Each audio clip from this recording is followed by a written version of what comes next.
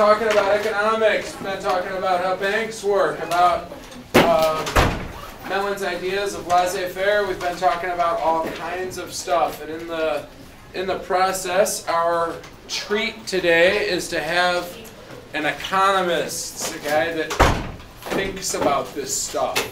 This is awesome. His name is Mr. Rathbone. He works for the Show Me Institute.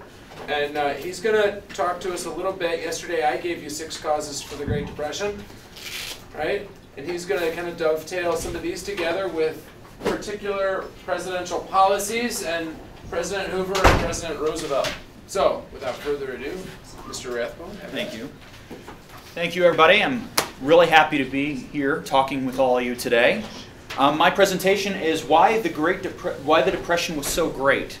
And now, not great as in awesome or fantastic, but great as in it lasted a really long time and was really severe. So what are we going to look at today? Well, 3 things. 1, what caused the Depression? 2, what caused it to go on for so long? And 3, how did we get out of it? So how many of you, just by a show of hands, are familiar with the stock market crash in 1929? All right, good. Well, that's what set off the crisis, but it didn't cause the Great Depression. The Great Depression was actually caused by a series of well-intentioned but ultimately unsuccessful government programs which compounded a severe recession and turned it into the Great Depression. But before I talk about the Great Depression, I'd like to talk to you about a sharp recession that happened right after World War I.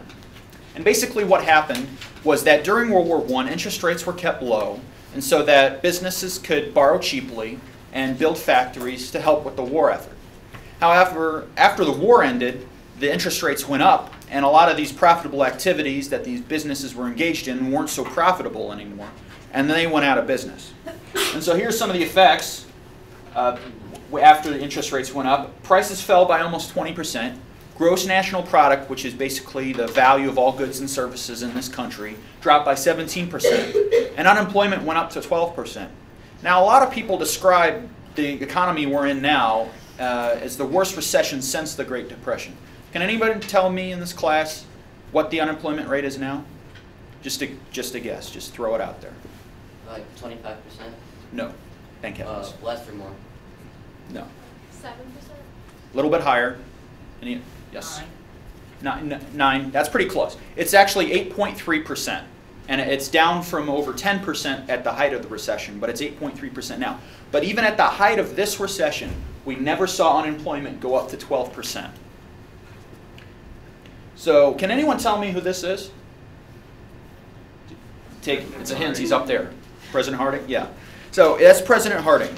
And so basically what he does is he takes a hands-off approach in regards to dealing with this recession. Federal spending dropped under President Harding, and he also cut taxes. And what the result of that was, this hands-off approach, was that unemployment dropped at 2.4% by 1923. However, there was one member of his administration that advocated for a more hands-off approach, and that was Commerce Secretary Herbert Hoover. We'll talk about more later.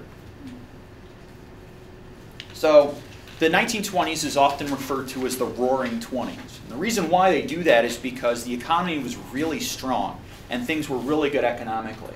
Here's just one indicator of that with the Dow Jones Industrial Average, which tripled in value in a span of less than 5 years. Now let me ask you, if you own something that tripled in value in less than 5 years, do you think you're doing pretty well? Yeah. Yeah. However, on the flip side of that, if something you owned tripled in value in less than 5 years, do you think there's an off chance that it might plummet in value in that amount of time too? Yeah. And that's basically what happened. In October 1929, the stock market bubble burst. Prices tank. There's a lot of panic on Wall Street. It's not a pleasant experience.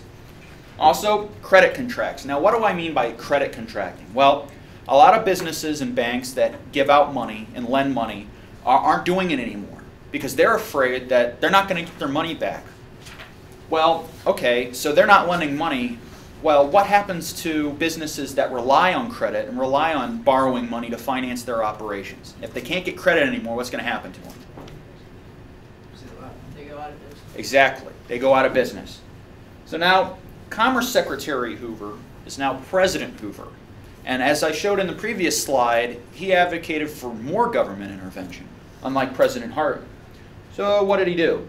Well, first he urged businessmen to keep wages up. Now that sounds like a good idea because if you keep paying people the same amount of money and keep their wages up, then they're going to have more take-home pay, and then they're going to be able to spend it in the economy to stimulate growth. At least that's what they were thinking. However, let me ask you, if you were running a business and the prices of all your goods just plummeted, and so you're bringing in less money, but you have to pay your workers the same amount of money, what's going to happen to your profits? Drop, exactly. They're going to drop. So in order to stay in business, and you're bringing in less money, and the wage level is staying the same, and so it means you can't afford to pay all your employees. What are you going to do? You can't pay all your fire some of them? Exactly. You're going to lay some of them off.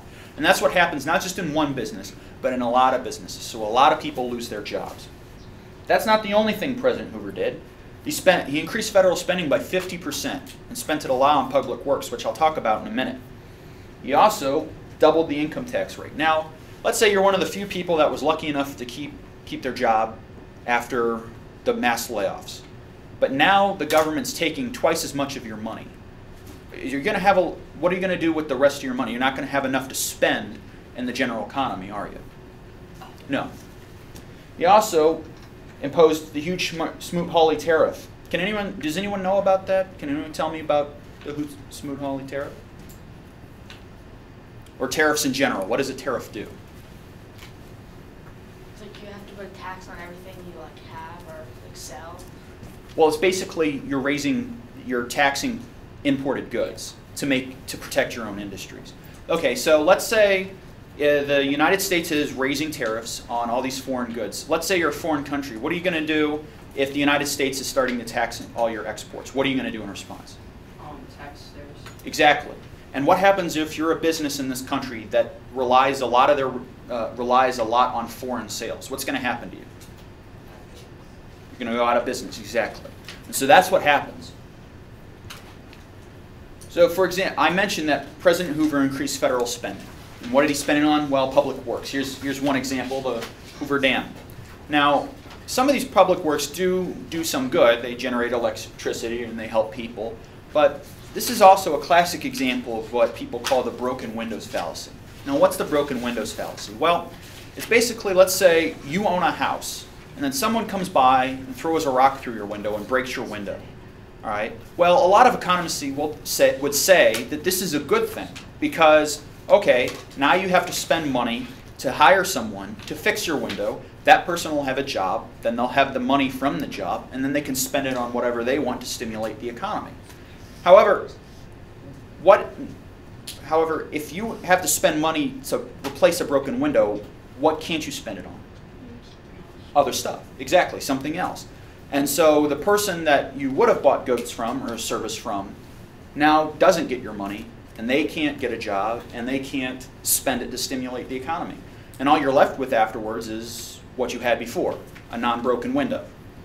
And so this is an example of how economists get things wrong when they just look at one thing and they don't look at the costs or consequences of those actions.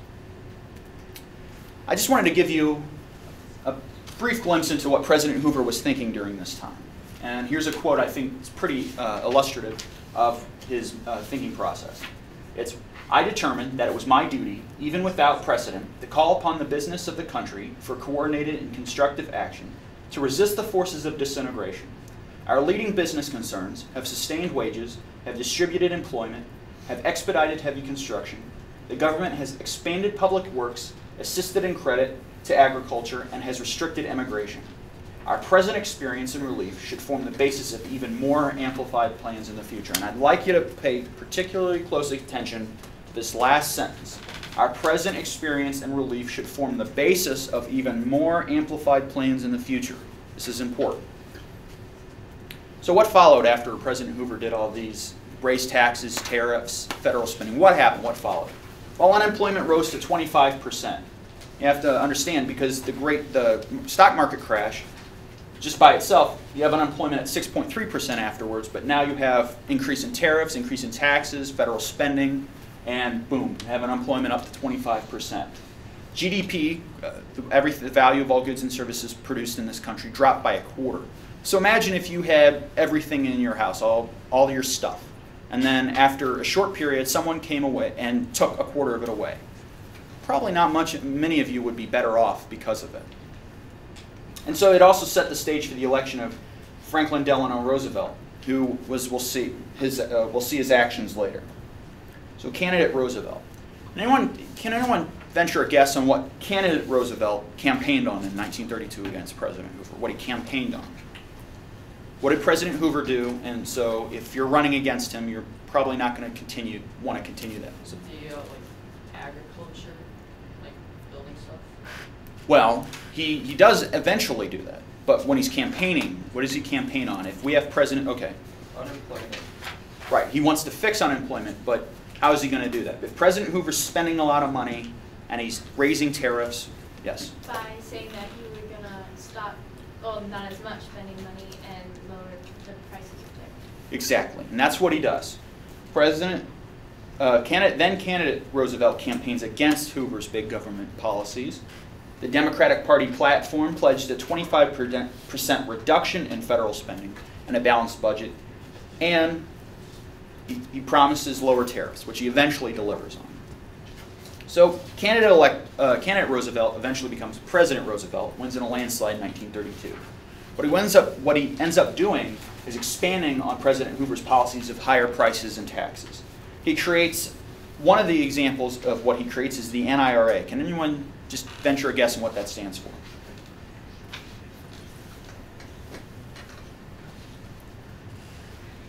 Yes?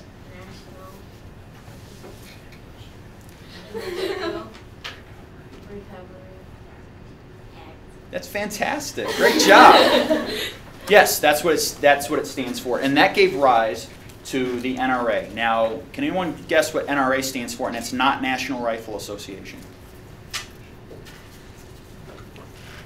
National Recovery Administration. Yes, it is. Man, you guys are so smart. Yes, that's what it stands for. And what the NRA does is suspend antitrust laws. Now, can anyone tell me what an antitrust law is? It's so that you can't have 80% or more of one company, like one industry in one trust. Right. It's basically that it's preventing companies from forming monopolies and engaging in anti-competitive behavior. And it suspends the NRA suspends those laws, so it creates business cartels that are allowed to set prices, wages, and number of production. And we'll talk about more what they do later. It also creates right here, just to catch the kids up. You guys, when we had when we set up a monopoly here in class, who was it that had the monopoly? Okay, Nathan had the monopoly. Was that good for the people or bad for the people? Bad for the people. He kept prices high, wages low, quality of goods low. He controlled supply, right? He controlled everything. That's when the NRA suspended antitrust laws that allowed him, or people like him, to set prices, wages, and production. That's everything that we've talked about. Thanks. So, he also creates the WPA, which is a massive public works program. Now, during the Hoover years, you're building stuff like the Hoover Dam and some public works that have, questionable value, but they do some good for people. But, however, in this, you have examples of just government waste like you wouldn't believe. For example, in New York, they actually paid unemployed people to learn how to dance, which I'm sure is probably a very fun thing to do. But I don't think it's very stimulative for the economy. And so, as I said before in the earlier Hoover quote, that this would be the basis for expansion for further works. And here's a quote from Rexford Tugwell, who was one of President Roosevelt's key advisors. And he said, "The ideas embodied in the New Deal legislation were a compilation of those which had come to maturity under Herbert Hoover's aegis." So they're just building upon what Herbert Hoover did back when the Depression started. So big business in the New Deal. So the NRA suspends antitrust laws. They allow businesses to get together to form cartels so that they could set prices, wages, and numbers of production. So who gets to run these cartels? Is it big businesses or just small businesses? What was that? Big businesses, yeah. Big businesses get to set up these cartels. And what if you're a big business, what don't you want? If you're a big business, what don't you want? Well, no, the law's working in your favor. What don't you want if you're a big business? Exactly, competition from smaller businesses. And so if a smaller business tries to compete with you on price or produce more goods than your cartel allows, you're gonna go after them. And when the Schechter Poultry Company did this, they were a small business which allowed them to, which sold chickens below the cartel set price. The big businesses were upset because they don't want to be competing on price with anybody. And so they informed the government, and the government fined Schechter Poultry Company. And so what happened was that Schechter Poultry Company's fined. They didn't like that.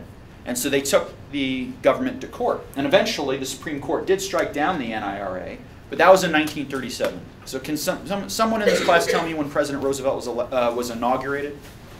What year? Just 1932. That's when he was elected. He was inaugurated in 33. So basically, for almost 4 years, big swaths of the economy were run by cartels. And so that's not good for competition. There's also other effects of the NRA. So the NRA established minimum wages, and it established forced unionization. Now, minimum wages seem like a good idea because you're setting a baseline that minimum amount of money someone can be paid. They have enough money to spend it to feed their families, to take care of their needs, and to stimulate the economy. But let's think about this for a minute. Let's say you can mow a lawn for $12, and your older brother can mow a lawn for $20.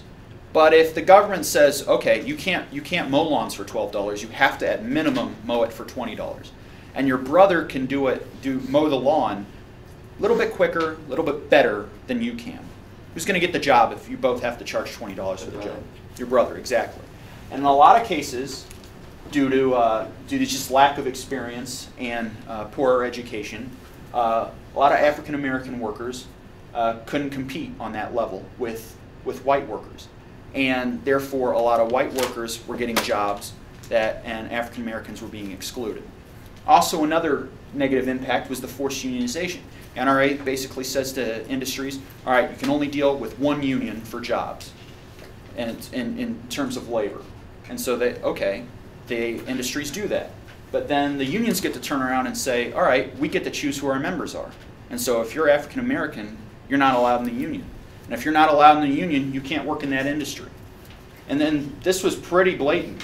For instance, in 1934, the NAACP released a publication stating that union labor strategy seems to be to obtain the right to bargain with employees as the sole representative of labor and then close the union to black workers. So again, initially well-intentioned policy ends up having very negative side effects.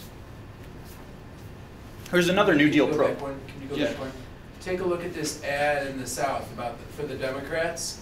Read toward the bottom of that. It says, the welfare of the white people of Mississippi requires that you vote a straight Democratic ticket. Can you guys imagine a public ad like we have negative ads on TV right now for the presidential race? But can you imagine that being published? So some of this stuff is very discriminatory. So here's another New Deal program, the Agricultural Adjustment Act. And what that was designed to do was raise farm prices. Now, why would the government want to raise farm prices? Anyone here have a guess on why they want to raise farm prices? Crop prices? Yeah. Because everybody needs food, and if they don't have their food, then they're not going to let us off. They can raise the prices as much as they want to. Well, basically what they're really trying to do is try to get farmers better off. Try to get money to farmers so farmers can spend that money to stimulate the economy. So what they did in order to raise prices was they paid farmers not to farm. And also they destroyed a lot of excess supply. So they got a bunch of good crops, a bunch of good livestock, and just destroyed it. They didn't give it away because that would have lowered prices. They didn't sell it because obviously that defeats the purpose. of trying to keep prices up if you could sell it.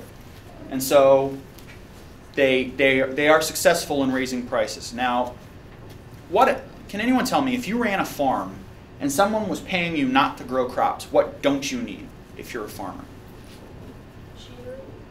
Well, right, yeah, but who picks? Do you pick the crops, or if you're a big farmer, who does? Workers. Exactly, you don't need workers. So when these farms get these generous government subsidies, they're not growing crops, so they don't need sharecroppers, who are people who go from farm to farm to pick crops. And so a lot of these people, these sharecroppers, are out of work. Also, another negative side effect of this is that they are successful in raising farm prices, but if you're a family just struggling to get by and food is something you need, are you going to be better or worse off if the cost of food goes up? Worse. So where did the money go? Well, it didn't go to the South, which was the poorest region in the country. And can anyone tell me who the South voted for, which political party they supported in the 1920s and 30s? Yeah, they did. Democrat. It was actually referred to as the Solid South, because no matter what else was happening in the country, no matter how bad things were or how bad a job the Democratic Party was doing, they could always count on the votes of the South. And so if President Roosevelt knows that no matter what's going to happen, I'm still going to get the votes of the South, what's he going to do? If he wants to get votes, he's going to direct money to people who are up for grabs, votes for up for grabs, which ends up being the West. Because back then, you had California on occasion voting Republican. You had a lot of Western states that you wouldn't normally think of now as voting Republican. Back then, they used to vote Republican or Democrat, just depending on the national mood. So President Roosevelt, being a good politician he is, directs money to the West in order to ensure that they'd be more favorable to him. And historian Leonard Arrington shows this, that the South received less money per person than the West did, even though the South was the poorest region in the country. But beyond whether there's political payoffs or beyond that, the key question at this was, did the New Deal work? Did any of this work? Well, unemployment never dropped below 14.6%. And as I mentioned before, the unemployment rate today is 8.3%, and that's not good. And even at the height of the recession, this current recession, we're a little over 10%, but we were never close to 14.6%. And so not until World War II do we have unemployment going down. And actually in 1939, 2 out of 3 Americans believed President Roosevelt's policies were harming the economy and delaying recovery. And 2 UCLA economists actually estimated that FDR's policies delayed recovery by a full 7 years. So you have President Roosevelt being inaugurated in 1933. When's World War II? When does it start? 39. 39, right. And we don't get until 1941. So basically, the entire pre-war era during President Roosevelt's tenure is delayed recovery until World War II. But you don't have to take my word for it. Even FDR's Treasury Secretary admitted as much when he said, "No, gentlemen, we have tried spending money. We're spending more than we have ever spent before, and it does not work.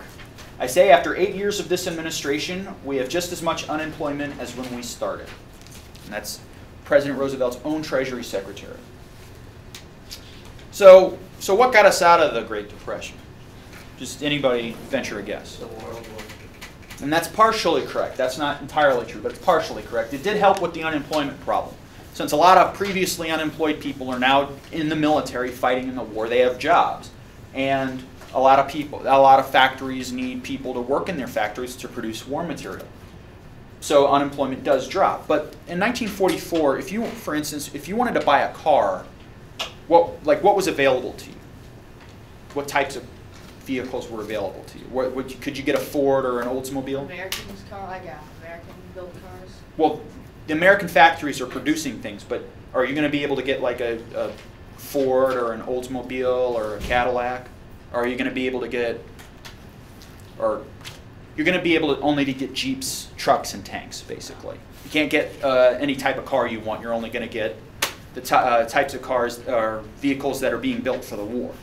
And so you can't, a lot of consumer goods that you would normally be able to get, you can't get anymore, especially other rationed items like meat and sugar and butter. They're only available in limited quantities, and no matter how much money you have, you can only get a certain amount. In fact, Harvard economist Robert Barrow found that for every dollar spent on the war, the rest of the economy, private economy, shrank by 20 cents. So the war ends, and a lot of economists predict, okay, well, now that we're not spending as much money, we're going to go right back into the Great Depression. But that doesn't happen. Anyone venture a guess why that didn't happen? There are a couple reasons. Just venture a guess, anyone. Yeah? A massive drop in government spending. Well, yeah, that's part of it, but that's not one of the key reasons. Yeah. All the soldiers are coming back to these jobs. Well, yeah, but a lot of those soldiers were in the economy before the war started. Anybody else? Yeah. Maybe we got like a business deal with other countries after the war because we just fought for them or something. Well, it wasn't necessarily a business deal. After the war, America is basically the only country that wasn't bombed. So you have Great Britain, Germany, France, Soviet Union. A lot of their manufacturing and a lot of their industries were destroyed during the war because that's where the war was fought. And so the only country whose industrial base is pretty secure is United States, and these countries still need goods and services, and the only country able to produce them is the United States. So that's one key reason. Another reason is that a lot of these New Deal programs start to end. Wage fixing was finished, and they cut taxes in the Revenue Acts in 1945 and 46. So as you see, as the government starts to pull back from its intervention in the economy starts to boom. And that's what happens for about 25 years. And so that's all I have. If anyone has any questions, I'd be more than happy to answer them. We'll leave you guys alone. You got about a minute and a half. Okay. Thank you, guys.